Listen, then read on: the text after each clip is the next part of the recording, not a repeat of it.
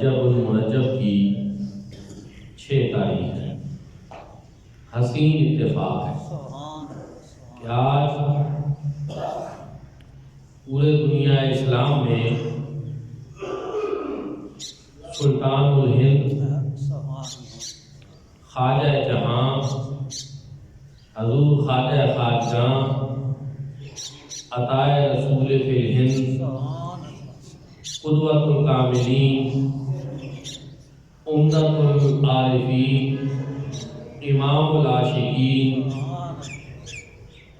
سرخیل چشت اہل بہشت سید السادات زینت السادات فخر السادات حضرت خواجہ پیر سید معین الدین چشتی اجمیری حسن سنجری رحمۃ اللہ تعالی علیہ، آپ کا ان سے پاک ہے اور اسی مناسبت سے آپ کی بارگاہ میں آپ کی بارگاہ کا ایک ادنا غلام، آپ کے غلاموں کا غلام اور آپ کے غلاموں کے قدموں کے ساتھ لگنے والی مٹی، اس کا بھی ادنا ذرا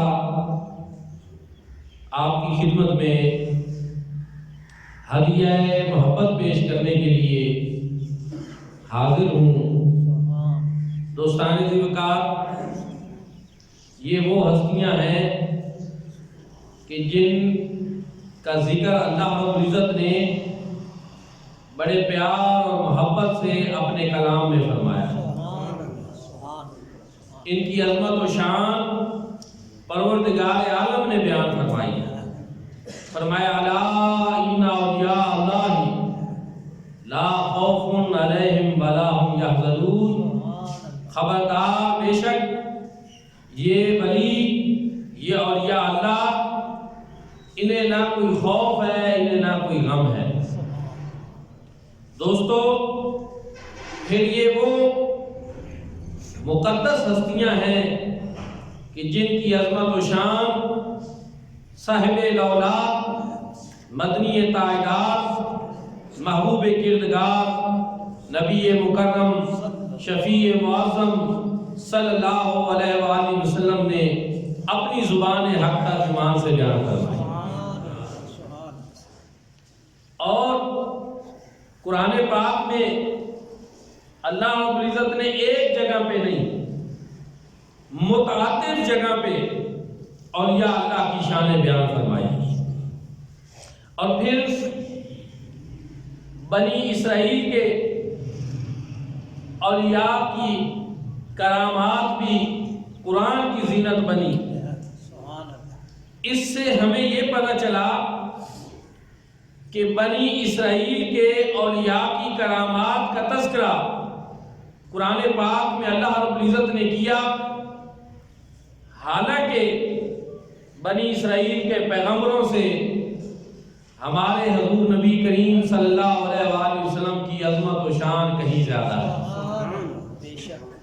اور بنی اسرائیل کے اولیاء اللہ سے مصطفیٰ کریم صلی اللہ علیہ وآلہ وسلم کی امت کے اولیاء اللہ کی عظمت و شان کہیں زیادہ ہے۔ اس لیے ہم اللہ کے بندوں کا تذکرہ بھی کرتے ہیں، ان کی کرامات بھی بیان کرتے ہیں، اور یا اللہ کی کرامات کو حق سمجھتے ہیں، ان کی سیرت، ان کی پاکیزگی، ان کے عمل، ان ساری چیزوں کے تذکرے کرتے ہیں تاکہ اولیاء اللہ کے ذکر سے ہمارے مردہ روح جو ہیں ان کو ایک نئی زندگی مل جائے، قلوب و اذہان منور ہو جائیں، دل کے اندر اولیاء اللہ کی محبت کے چراغ روشن ہو جائیں۔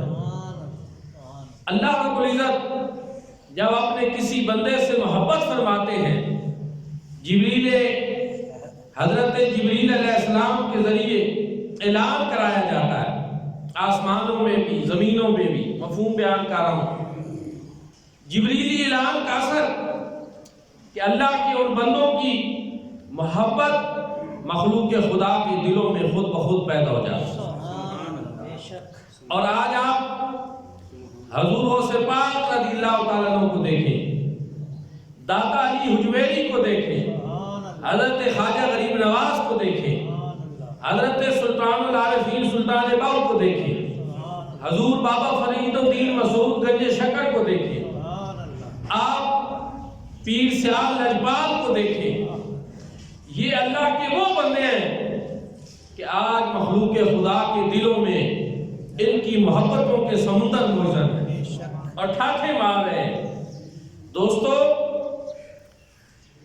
اللہ کے یہ وہ بندے ہیں جنہوں نے رب تعالیٰ سے محبت کی، محب بنے۔ آج لوگوں کی راتیں نیند کے مزے لیتے ہوئے گزرتی ہیں۔ آپ اور میں، ہم خواب غفلت میں ہوتے ہیں، لیکن یہ اللہ کے وہ بندے ہیں جب رات آتی یہ سمجھتے کہ دنیا کا شور کم ہو گیا ہے،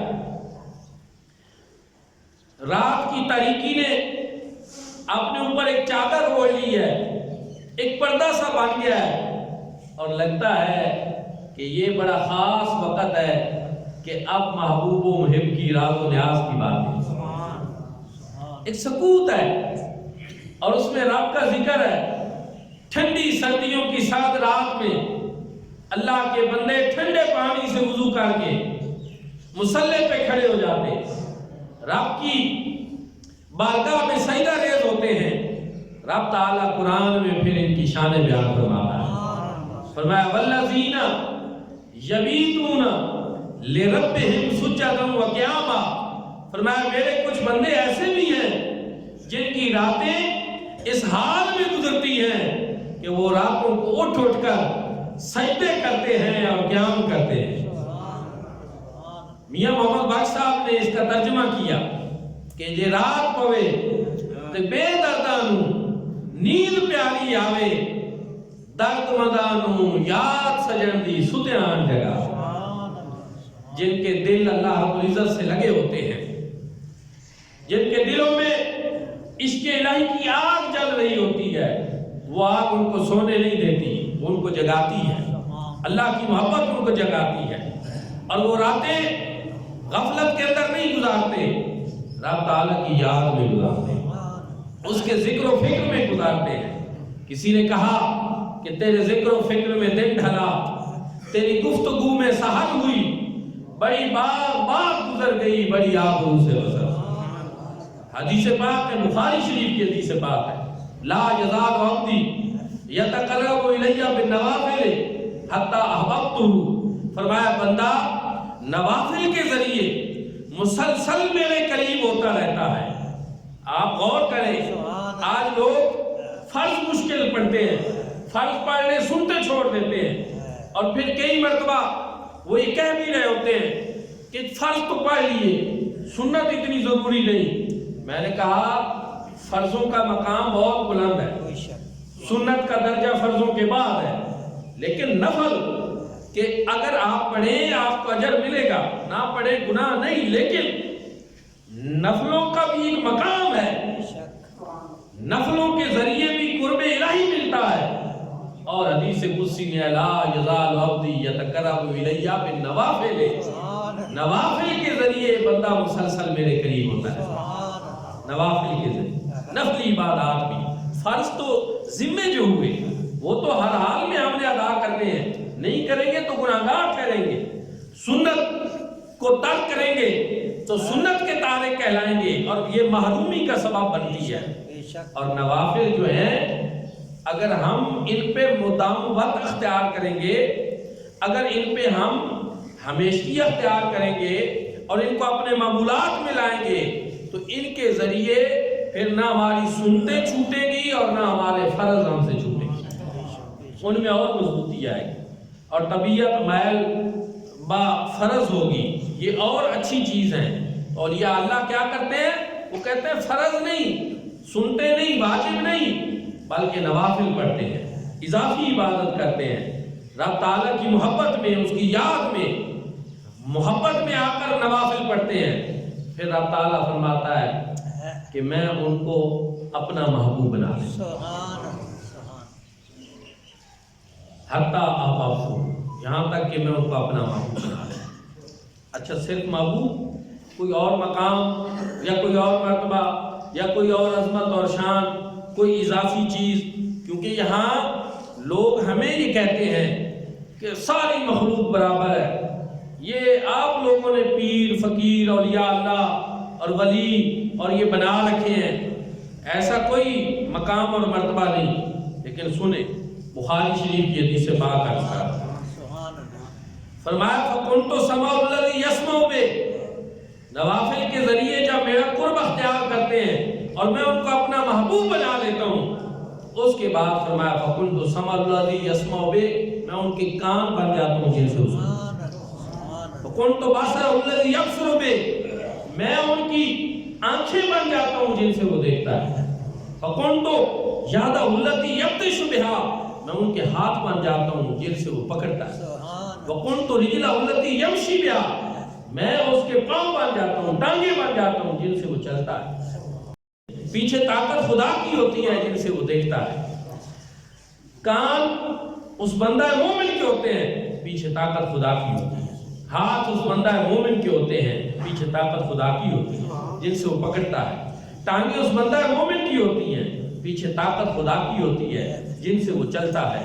یہی وجہ ہے کہ اللہ رب العزت کے یہ محبوب بندے، پھر رب تعالیٰ نے ایک اور جگہ پہ ارشاد فرمایا من عاد لی ولیا فقد اذنت بالحق، جس نے میرے دوستوں سے عداوت کی، دشمنی رکھی اور بغض رکھا، فرمایا میں رب ہو کر اسے اعلان جنگ کرتا ہوں، میں رب ہو کر اسے اعلان جنگ کرتا ہوں۔ پھر ایک اور حدیث پاک میں حضور صلی اللہ علیہ وسلم نے ارشاد فرمایا، اور پھر وہ حدیث بھی حدیث قدسی ہے جس میں فرمان اللہ پاک کا ہے اور زبان مصطفیٰ کریم صلی اللہ علیہ وسلم، اللہ پاک نے فرمایا کہ جب تمہارے سامنے کوئی ایسا بندہ ہے جو اللہ کا ولی ہو تو پھر تم ان کے سامنے عاجزی اختیار کرو اور تم ان کے سامنے جھک جاؤ، اپنے آپ کو جھکاؤ اور عاجزی اختیار کرو۔ آج میں حیران ہوتا ہوں کہ اگر ہم اللہ کے کسی بندے کے سامنے جھک جائیں، اس کا ادب کریں، احترام کریں اور محبت کریں، تو لوگ فوراً شرک کا فتویٰ دے دیتے ہیں، جبکہ یہاں کہا جا رہا ہے رب کی طرف سے کہ جب میرے ایسا کوئی ولی، میرا کوئی ایسا دوست تم پاؤ تو تم اس کے سامنے عاجزی اختیار کرو اور تم اس کے سامنے جھک جاؤ، اس کی تعظیم کرو اور اس سے محبت کرو۔ اور پھر فرمایا یہ اس سے محبت کرنا، یہ اللہ سے محبت کرنا، یہ اس کی تعظیم کرنی، یہ اللہ پاک کی تعظیم کرنی ہے، اس نسبت سے کہ وہ اللہ رب العزت کا دوست ہے اور اس کا محبوب بندہ ہے اور اس کا مقبول بندہ ہے۔ اور پھر فرمایا کہ جو اس سے عداوت رکھے، رب تعالیٰ نے فرمایا پھر میں خود اس سے اعلان جنگ کرتا ہوں، اور اگر میرے بندے کو وہ اذیت پہنچائے، فرمایا میں اس کا خود انتقام لیتا ہوں، دنیا میں بھی اور آخرت میں بھی اس کا انتقام لیتا ہوں۔ حالانکہ رب تعالیٰ بہت سارے کام فرشتوں سے کرواتے ہیں، لیکن فرمایا جو میرے بندے کو اذیت پہنچائے اور تکلیف پہنچائے اور اس کا احترام نہ کرے، فرمایا بے ادبی اور گستاخی کرے، تو فرمایا اس کا انتقام میں دنیا میں بھی لیتا ہوں اور آخرت میں بھی۔ اور ہم نے دیکھا کہ وہ تمام لوگ جنہوں نے اولیاء اللہ کی بے ادبی اور گستاخی کی، رب تعالیٰ نے ان کو ضرور نشان عبرت بنایا، رب تعالیٰ نے ان کو معاف نہیں کیا، کیونکہ اللہ رب العزت اپنے دوستوں، محبوبوں اور مقبول بندوں کے معاملے میں سب سے زیادہ غیرت مند ہے۔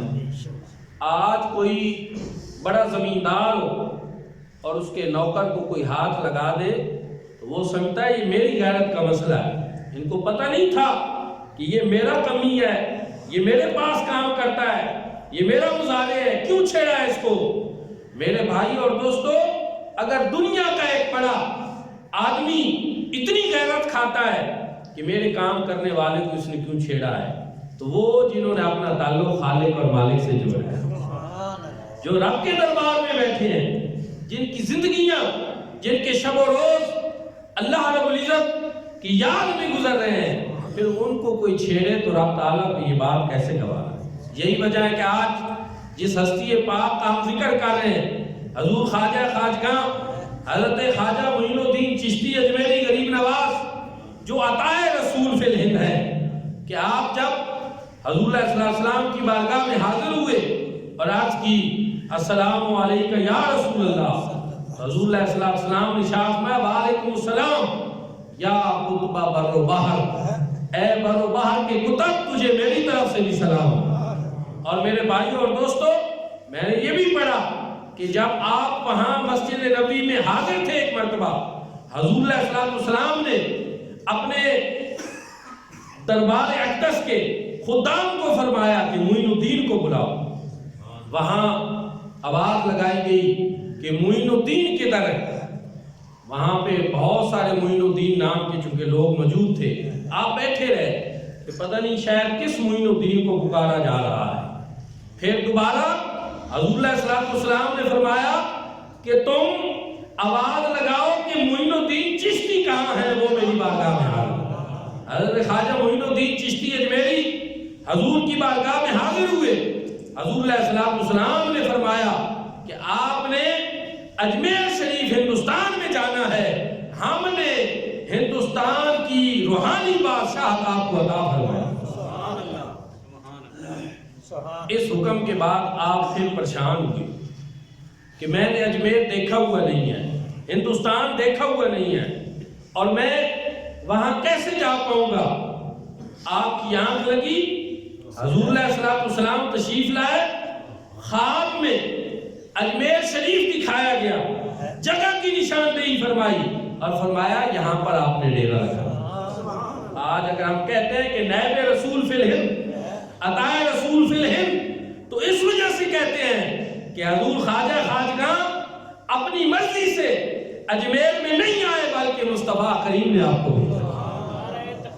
اللہ اکبر، رسالت یا رسول اللہ، حیدری یا غوثیہ یا غوثیہ، سیدی مرشدی یا نبی یا نبی۔ تو دوستو، جب آپ اجمیر کی طرف جا رہے تھے، لاہور سے گزرے، اور یا اللہ کی یہ شان ہوتی ہے کہ وہ ایک دوسرے سے محبت کرتے ہیں۔ ولی را ولی بھی شناست، ولی ولی کو پہچانتا ہے۔ جب دیکھا کہ یہاں پنجاب کی اس دھرتی پہ، لاہور کے شہر میں اتنی بڑی ہستی داتا حضور کی موجود ہے، تو پھر قدم بوسی ضروری سمجھی، وہاں چلہ کیا۔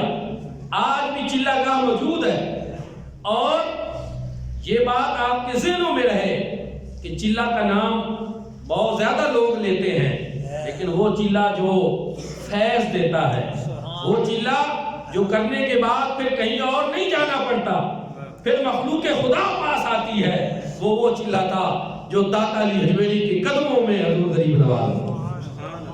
وہاں جب اٹھے، کائنات عالم کو بتایا کہ یہاں میں اللہ والے کی بارگاہ میں یہاں بیٹھا رہا ہوں، سید حجویر مخدوم امم کی بارگاہ میں، لیکن جب میں یہاں سے اٹھا ہوں خالی دامن نہیں اٹھ رہا۔ فرمایا گنج بخش فیض عالم، مظہر نور خدا، ناقصاں را پیر کامل کاملہ را رہا۔ فرمایا یہ وہ ہستی ہیں جو اللہ رب العزت کے فیض کے خزانے تقسیم فرمانے والے ہیں، اور ناقصوں کے لیے پیر کامل ہیں، اور جو کامل ہیں ان کے بھی رہنما ہیں۔ اور آپ کی ذات، آپ کا یہ دربار، یہ رب تعالیٰ کے انوار و تجلیات کا مظہر ہے، کیونکہ جہاں اللہ والوں کا ڈیرا ہوتا ہے وہاں پر رب کی رحمتوں کا بسیرا ہوتا ہے۔ ان رحمت اللہ قریب من المحسنین، قرآن پاک میں رب نے ارشاد فرمایا کہ بے شک جو صاحب احسان لوگ ہوتے ہیں، رب کی رحمتیں ان کے بہت قریب ہوتی ہیں، کیونکہ وہ جو رب تعالیٰ کی ڈیوٹی میں رہے ہوتے ہیں۔ اس لیے دوستان ذوالوقار، وہاں سے جب آپ گئے، دہلی سے اجمیر شریف جاتے ہوئے آپ نے 90 لاکھ کو کلمہ پڑھا، 90 لاکھ ہندوؤں کو حلقہ بگوش اسلام کیا۔ اور جب اجمیر شریف پہنچے تو وہاں اناساگر ایک تالاب تھا، آپ نے خادم کو بھیجا پانی لے آؤ، تو وہ پانی لایا۔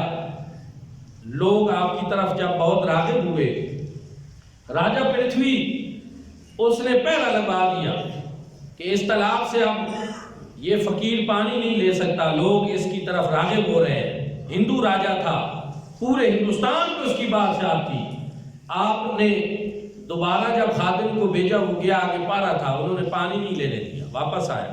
अर्ज की हुजूर इस तरह का मामला है। फरमाया ठीक है, एक दफ़ा चले जाओ और उनसे कहो कि एक पानी का कूज़ा हमें लेने दें, फिर आइंदा हम नहीं आएंगे। ठीक है।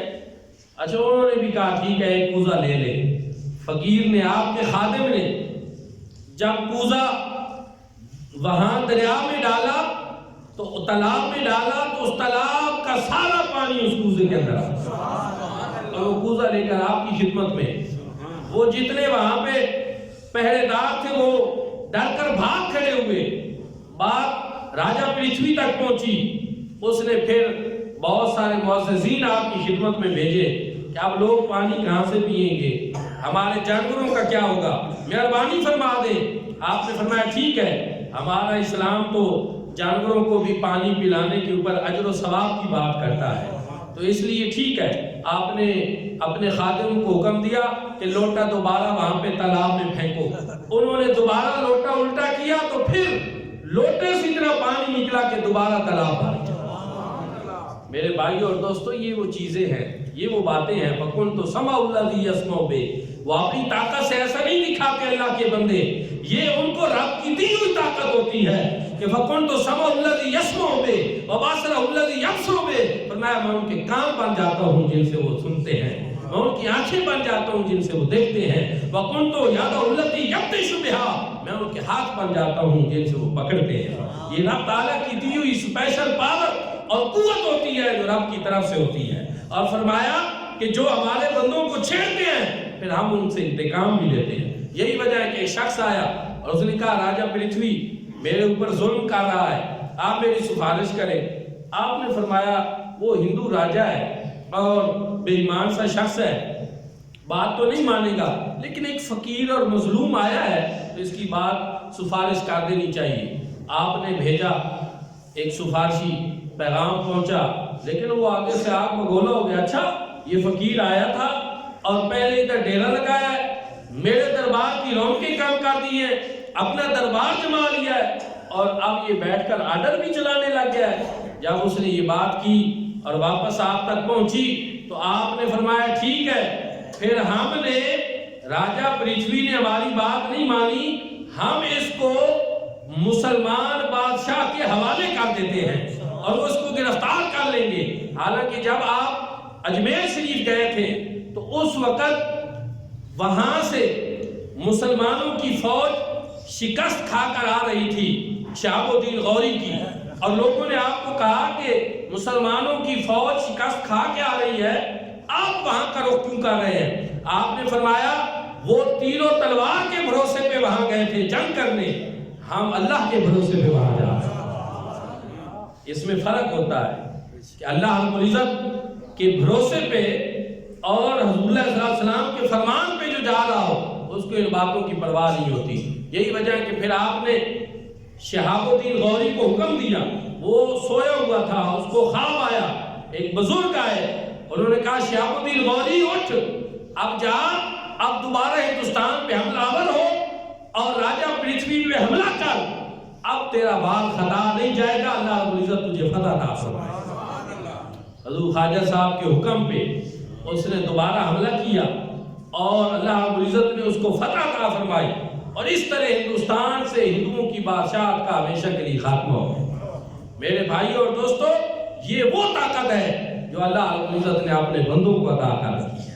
अल्लाह की ये वो महबूब और मकबूल बंदे हैं कि जिन्होंने शर्क से लेकर गर्ब तक इस्लाम की शम्मा को तीरों तलवार से नहीं बल्कि अपने अखलाक और किरदार से फैलाया। अल्लाह रब्बुल इज्जत ने उनको करामात अता फरमाई, उनको मकाम अता फरमाया, उनको मर्तबा अता फरमाया। और आज आप देखें 633 हिजरी, 6 रजब 633 हिजरी, ये आपका सन वफात है। 800 साल से ज़्यादा अरसा गुजरने वाला है। और आज आप देखें इस दौरान कितने बादशाह आए हिंदुस्तान में, नाम ही खत्म हो गए, कोई नाम ही नहीं लेता, किसी को नाम याद नहीं है। लेकिन वो जिसको हिंदुस्तान کی روحانی بادشاہ مصطفیٰ کریم نے عطا فرمائی، ان کا چراغ آج بھی روشن ہے، ان کا فیض آج بھی جاری و ساری ہے، آج بھی دنیا آپ کے دربار پہ آتی ہے۔ مسلمان تو مسلمان رہے، ہندو بھی حاضری لیتے ہیں، اور جب کوئی مسلمان ان کو کہے کہ تم ہندو ہو، تم یہاں کیا لینے آتے ہو، وہ کہتے ہیں کہ یہ مسلمان نواز نہیں، یہ تو غریب نواز ہے۔ ہم غریب ہیں، ہم ان کے در پہ اپنی غربت لے کر آتے ہیں اور یہ ہمیں بھی نواز دیتے ہیں۔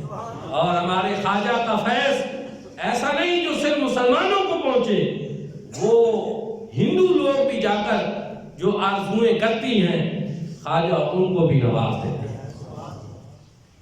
میں گدائے خواجہ چشت ہوں، مجھے اس گدائی پہ ناز ہے، مجھے ناز خواجہ پہ کیوں نہ ہو، میرا خواجہ بندہ نواز ہے۔ میرے بھائی اور دوستو، آج آپ کا عرس پاک ہے، تو میں آپ سب کو کہوں گا کہ آج آپ نے حضور خواجہ خواجگاں حضرت خواجہ معین الدین ملت و دین حضرت خواجہ معین الدین چشتی اجمیری غریب نواز رحمۃ اللہ تعالی علیہ، آپ کو ضرور اصال ثواب کرنا ہے۔ اللہ رب العزت ہم سب کو اولیاء اللہ کی محبت نصیب فرمائے۔ آخر دعوانا الحمدللہ۔